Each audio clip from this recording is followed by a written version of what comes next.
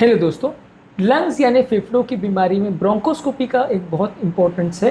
Bronchoscopy basically endoscopy जैसी जांच है। एंडोस्कोपी में हम आंतों में या अन्ननली में अगर कोई गठान या कोई प्रॉब्लम है उसको एक दूरबीन वाली ट्यूब के द्वारा इसकी जांच करते हैं। ब्रोंकोस्कोपी में लगभग वैसी ही ट्यूब होती है, लेकिन इस बार हम श्वास की नलियों में अलग अलग जगह पे इस ट्यूब को लेके जाते हैं और उसके माध्यम से हम जज करते हैं कि अलग अलग जगह पे कोई गठान या कोई ट्यूमर या कोई कॉम्प्लिकेशन इस तरह की चीज़ें तो नहीं है।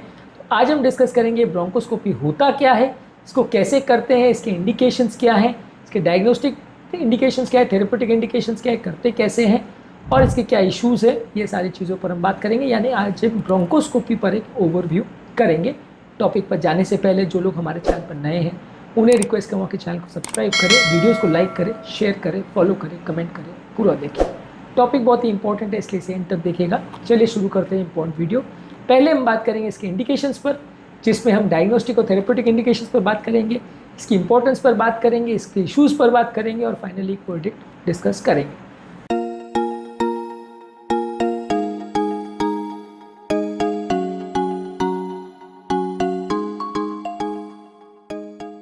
सबसे पहले इसकी डायग्नोस्टिक इंडिकेशंस क्या है, यानी कहाँ जांचों के लिए इसका प्रयोग करते हैं। बेसिकली जैसे कि मैंने बोला, ये दूरबीन वाली ट्यूब होती है जिसको श्वास की नली में अलग अलग भागों में डाला जाता है अलग अलग चीज़ों को देखने के लिए। मान लीजिए अगर किसी व्यक्ति को सीटी स्कैन या एक्सरे में कोई एब्नॉर्मलिटी आ रही है, आप देखना चाह रहे हो कि वहाँ पे कोई कैंसर है, गठान, ऐसी कोई चीज़ तो नहीं है, उसकी जांच के लिए प्रयोग कर सकते हैं। मान लीजिए किसी को लंग्स में अगर ब्लड आ रहा है लेकिन सीटी स्कैन में कुछ नहीं आ रहा है, तो ब्लड कहाँ से आ रहा है वो देखने के लिए जा सकते हैं। नलियों के अंदर कोई चीज़ है जो कि सीटी स्कैन में नहीं दिख रही है, तो वो देखने के लिए इसका प्रयोग कर सकते हैं। ठीक है, सीटी स्कैन और एक्सरे आपको नलियों के बाहर की चीज़ें काफ़ी बता सकते हैं, लेकिन अंदर की चीज़ें उतनी अच्छे से नहीं पता चलेंगी जितना ब्रोंकोस्कोपी में पता चलेगा। तो यहाँ पे ब्रोंकोस्कोपी का रोल आता है।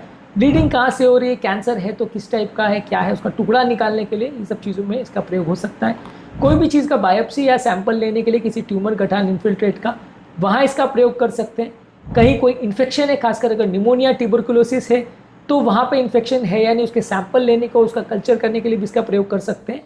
और अगर किसी व्यक्ति को एयरवे का कोई ऑब्स्ट्रक्शन है, कोई फॉरेन बॉडी है, कोई ऐसा टुकड़ा वगैरह चला गया, तो क्यों ऑब्स्ट्रक्शन हो गया, नली क्यों रुक गई है, वो जांच करने के लिए भी इसका प्रयोग कर सकते हैं। मान लीजिए श्वास की नली कहीं रुक गई है, तो आप वहाँ जाके देख सकते हो कि भाई नली क्यों रुकी।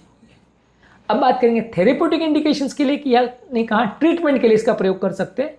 सबसे इंपॉर्टेंट चीज़ जहाँ पे इसका प्रयोग कर सकते हैं, कई बार बाय मिस्टेक कोई छोटे छोटे बच्चे या कोई इस तरह के लोग कई बार बाय मिस्टेक कोई चीज़ श्वास की नली में निगल लेते हैं, वो अंदर चली जाती है, उनको निकालने के लिए ब्रोंकोस्कोपी सबसे ज़्यादा यूज़ होती है। इसके अलावा अगर किसी को श्वास नली में अगर ब्लीडिंग हो रही है, तो उसको आप दवाइयों द्वारा या बलून टैम्पोनाइट करके उसको ब्लीडिंग को रोक सकते हो। वहाँ पे अगर कोई कैंसर है जहाँ पे नलियाँ बंद हो गई, तो वहाँ एक्सटेंड करके पैलेटिव सर्जरी के हिसाब से आप नलियों को खोलने का काम कर सकते हो। अगर सिक्रीशंस वहाँ पे भर गए तो उसको निकालने का काम कर सकते हो, खासकर ट्यूबरकुलोसिस या ब्रोंकिक्टासिस वाले पेशेंट्स में। इसके अलावा कुछ ट्यूमर्स और कुछ तरह के लेजन्स को आप लेजर द्वारा या इलेक्ट्रोकॉटरी द्वारा जला सकते हो। छोटे मोटे लेजन्स के लिए इसका प्रयोग कर सकते हैं। अब बात करेंगे इसके टाइप्स क्या हैं। दो तरीके का होता है। एक फ्लेक्सिबल ट्यूब होती है, जिसमें एक फ्लेक्सिबल ट्यूब को आप अलग अलग साइड में उसका कैमरा लगा होता है, आप उसको लेके जाते हैं, लोकल एनेस्थीसिया में करते हैं, और ज़्यादातर ये मोस्ट कॉमनली डायग्नोस्टिक और थेरेपेटिक प्रोसीजर्स के लिए यूज़ होता है। एक रिजिड ट्यूब होता है, एक होता है फ्लेक्सिबल वाला, एक रिजिड ट्यूब वाला, जिसमें स्ट्रेट रिजिड ट्यूब होता है, जिसको बड़ी रिजिड ट्यूब को अगर कोई बड़ा आपको कोई इंटरवेंशन करना है, बड़ा कोई प्रोसीजर करना है, कोई फॉरेन बॉडी वगैरह निकालना है, बहुत ज़्यादा अगर ब्लीडिंग हो रही है या कोई स्टेंट डालना है, वहाँ इसका प्रयोग करते हैं। इसमें बड़ी ट्यूब डलती है, इसको डालना थोड़ा मुश्किल होता है। इसको ज़्यादातर हॉस्पिटल्स में बड़े प्रोसीजर की तरह से प्रॉपर एनेस्थीसिया वगैरह देके किया जाता है।